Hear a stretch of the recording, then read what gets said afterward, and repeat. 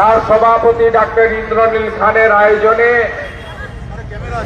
এখানে আমাদের দলের মূল কার্যালয় ডক্টর শ্যামাপ্রসাদ মুখার্জির স্মৃতি বিজড়িত কার্যালয়, ঐতিহ্যবাহী কার্যালয় 6 নম্বর মুরলীধর সেন লেনে আমরা একটি সাংবাদিক সম্মেলন করেছিলাম, যেখানে আমি সহ অন্যান্য অনেক নেতৃবৃন্দ উপস্থিত ছিলেন।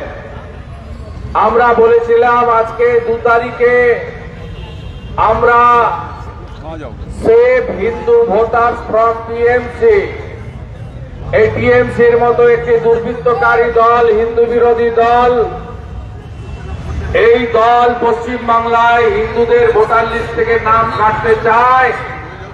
আমরা হিন্দু ভোটারদের রক্ষা করার জন্য আমরা একটি ছোট্ট মিছিল এবং সিও অফিস, যেটা ভারতবর্ষের ইলেকশন কমিশনের কার্যালয়, সেখানে যাব।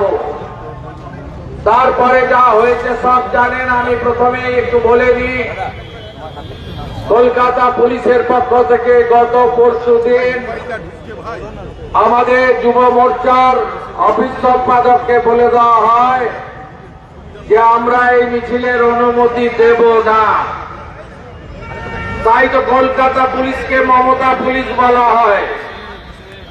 এবং এরা চটি চাটতে চাটতে এদের এমন পরিণতি হয়েছে, এরা ভারতীয় জনতা পার্টিকে সব মিছিল প্রোগ্রাম আটকাতে চায়। আর আমার বিরোধী দলনেতা হিসেবে এটা 79তম হাইকোর্ট থেকে অনুমতি নিয়ে 4 বছরের সময়কালে 79তম হাইকোর্টের অনুমতি নিয়ে কর্মসূচি। এই মনোজ বার্মা, রাজীব কুমারদের দোকান কাটা, কারণ তাদের মালিকেরও দোকান কাটা। তার মালিক নন্দীগ্রামে হেরে একটা জ্যান্ত লোক শোভনদেব চ্যাটার্জিকে পদত্যাগ করিয়ে ভবানীপুর থেকে উপনির্বাচনে জিতে কম্পার্টমেন্টাল চিফ মিনিস্টার হন। তাই মনোজ বার্মাদেরও দোকান কাটা। এক কান কাটা যার রাস্তার এক পাশ দিয়ে যায়, যার দোকান কাটা রাস্তার মাঝখান দিয়ে যায়। মমতা পুলিশের অবস্থা তাই হয়েছে। আমি ইন্দ্রনীল সহ তার যুব মোর্চার আমাদের কলকাতা এবং এই প্রেসিডেন্সি জোনের টিমকে ধন্যবাদ জানাবো। আমি हमारी युवा मोर्चा के प्रदेश ऑब्जर्वर शक्ति भाई को मेरा दिल से आभार प्रकट करता हूं।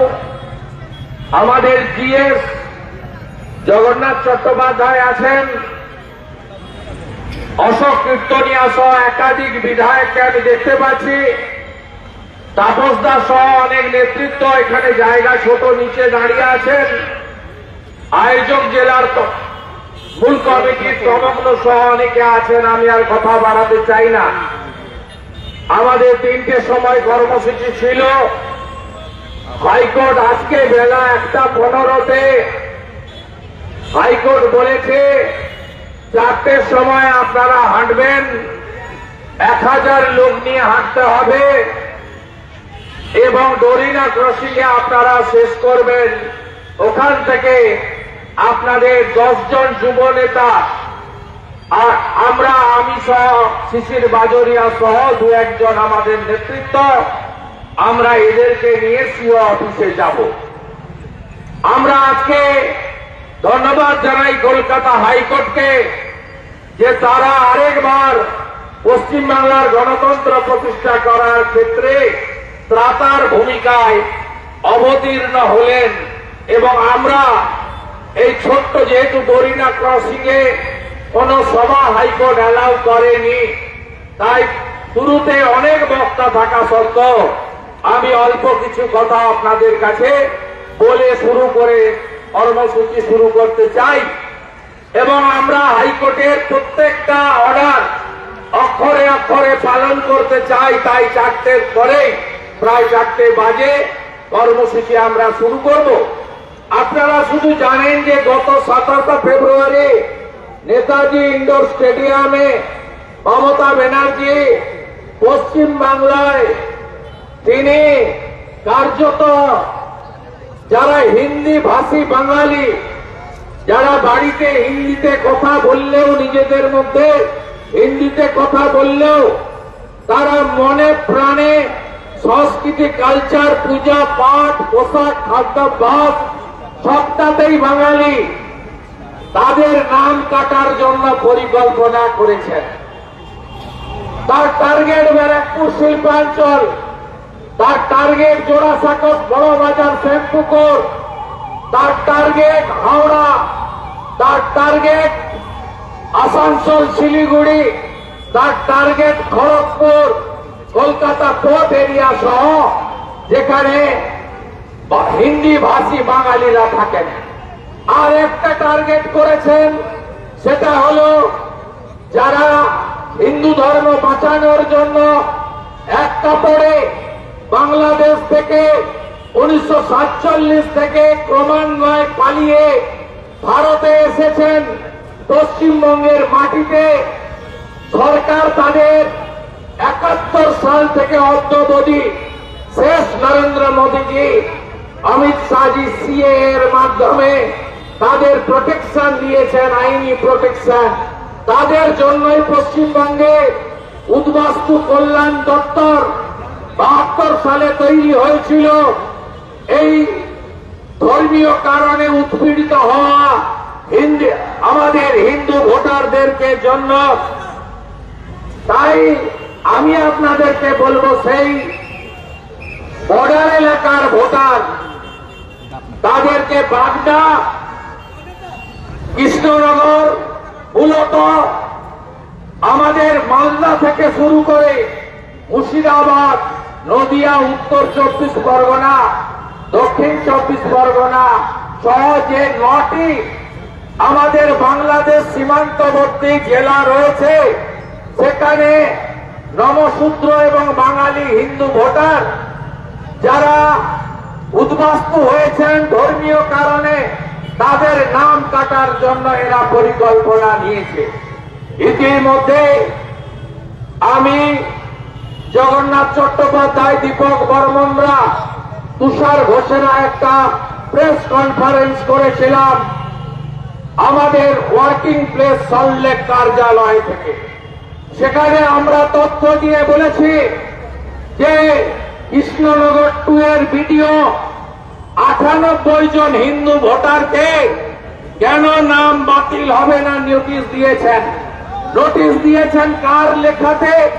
রহিম শেখ বলে তৃণমূলের একজন নেতা, তিনি পেডে কমপ্লেন করেছেন, ফর্ম 7-এ নয়, অভিযোগ করেছেন। ভিডিও তাড়াহুড়া করে তৃণমূলের পা চাঁটতে গিয়ে তার নিজের মেয়েকেও নোটিশ করে দিয়েছে।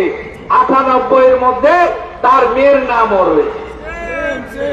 একইভাবে বাগদাতে আমাদের মতুয়া সমাজের ভোটার যারা, নমশূদ্র কমিউনিটির ভোটার যারা, তাদেরকে দৌড়ে নোটিশ করা হয়েছে। আমরা বলেছি আমরা এই জিনিস মানি না। 28 তারিখে সিও ইনচার্জ যিনি ছিলেন, তিনি অল পার্টি মিটিং ডেকেছিলেন।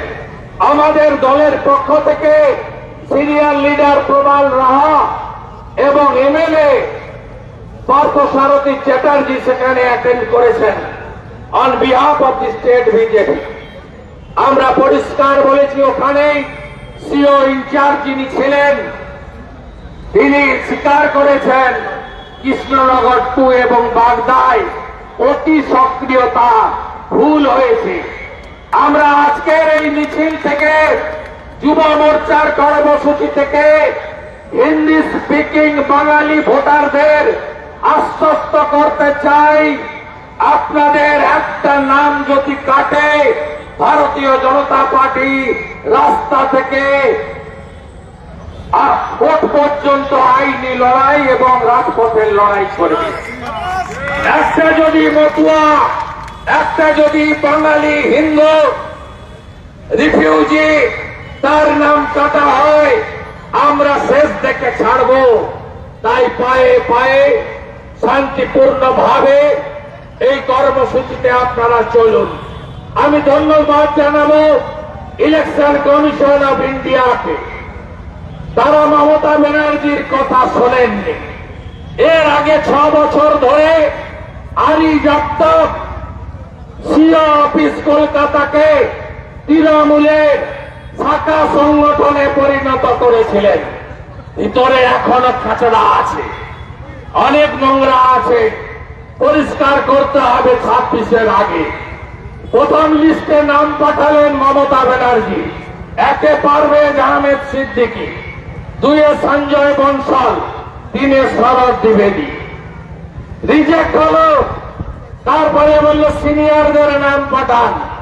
মমতা ব্যানার্জি পাঠালেন 2টো নাম, অনুপ আগরওয়াল এবং দূষণ দারিয়াল। আপনারা জানেন এরা কারা? এরা হলো সঞ্জয় বনসাল, কোভিডের সময় মেডিকেলে চুরি করেছে রাজীব সিনহার সাথে করে। আর এই দূষণ নারিয়াল তিনি টিচার রিক্রুটমেন্ট স্ক্যামে নিজাম প্যালেস থেকে 3 বার ঘুরে এসেছেন।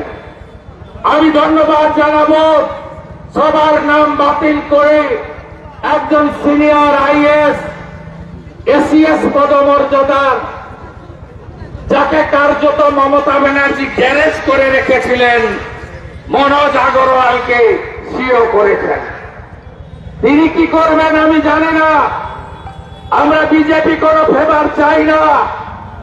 আমি বলতে পারি আপনি অন্তত আরিজ আফতাব হবেন না। 2026-এর নির্বাচনে গণতন্ত্র প্রতিষ্ঠার লড়াইতে সিও অফিস গণতন্ত্র প্রতিষ্ঠা করার জন্য নিরপেক্ষভাবে কাজ করবে। আর আমরা মোদিজির ছোট চৌকিদার হিসেবে 2 চোখ খোলা রাখবো, নজর রাখবো। এই নির্বাচন পশ্চিম বাংলার গণতন্ত্র রক্ষা করার শেষ নির্বাচন বলে আমরা মনে করি। ডু অর ডাই হবে। গণতন্ত্র আমরা রক্ষা করব। ভোট লুট আমরা করতে দেব না, বুথ আমরা ক্যাপচার করতে দেব না, গুন্ডাগর্দি করতে দেব না, পোলিং এজেন্টকে জেলে পড়তে দেব না, কাউন্টিং হলে লুট করতে দেব না। আপনারা আমাদের সাহায্য করুন, আমরা এই লড়াইতে জিতব। আমরা চলি সবুজ টানে, কে আমাদের বাঁধবে? রইবে যারা পিছুর টানে, কাঁদবে তারা কাঁদবে। আজকে বাসন্তী পুজোর শুভ ষষ্ঠী, মা বাসন্তী পুজো। আজকে শুভ ষষ্ঠীতে আপনাদের অভিনন্দন। আর কয়েকদিন পরেই রামনবমী। শক্তি দেখাবেন তো? দেখাবেন তো শক্তি? শান্তিপূর্ণ ভাবে দেখাবেন। জয় শ্রীরামের গুঞ্জ উঠবে, চারিদিকে গুঞ্জ উঠবে। 1 কোটি তো বলেছিলাম, এখন বলছে 1.5 কোটি। কেউ বাড়িতে থাকবেন না, সবাই নামবেন, ধ্বজ নিয়ে নামবেন। হিন্দু তাকত দেখাবে, হিন্দু তাকত দেখাবে। স্বামী বিবেকানন্দের মাটিতে তাকত দেখাবে, শ্রী চৈতন্য দেবের মাটিতে তাকত দেখাবে, রামকৃষ্ণ দেবের মাটিতে তাকত দেখাবে, জগজ্জননী মা শারদামণির মাটিতে তাকত দেখাবে, লোকনাথ বাবা ব্রহ্মচারী তাকত দেখাবে, ঠাকুর অনুকূল চন্দ্রের নামে তাকত দেখাবেন, তাকত দেখাবেন স্বামী প্রণবানন্দের নামে। তাকত দেখাতে হবে। ডক্টর শ্যামাপ্রসাদ মুখার্জি ছিলেন বলে আমরা আজকে ভারতে আছি। বন্দে মাতরম বলতে পারি, জয় শ্রীরাম বলতে পারি, মাথায় টিকা লাগাতে পারি, মাথায় শিখা রাখতে পারি, ধুতিটা এখনো পড়তে পারি, মারা শাখা পলা সিঁদুর করতে পারে, অমাবস্যা পূর্ণিমা একাদশী পালন করতে পারে, বেদ উপনিষদ গীতা পড়তে পারে, রামায়ণ মহাভারত পড়তে পারে। এই মাটি রক্ষা করার দায়িত্ব আপনার আমার সবার, সমস্ত সনাতনী রাষ্ট্রবাদী।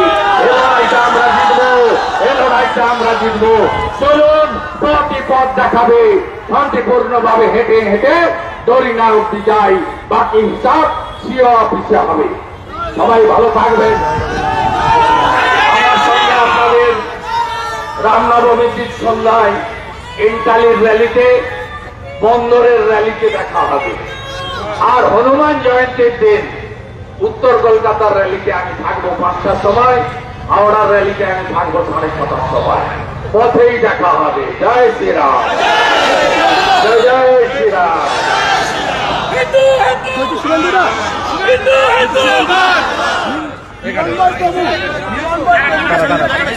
সত্যি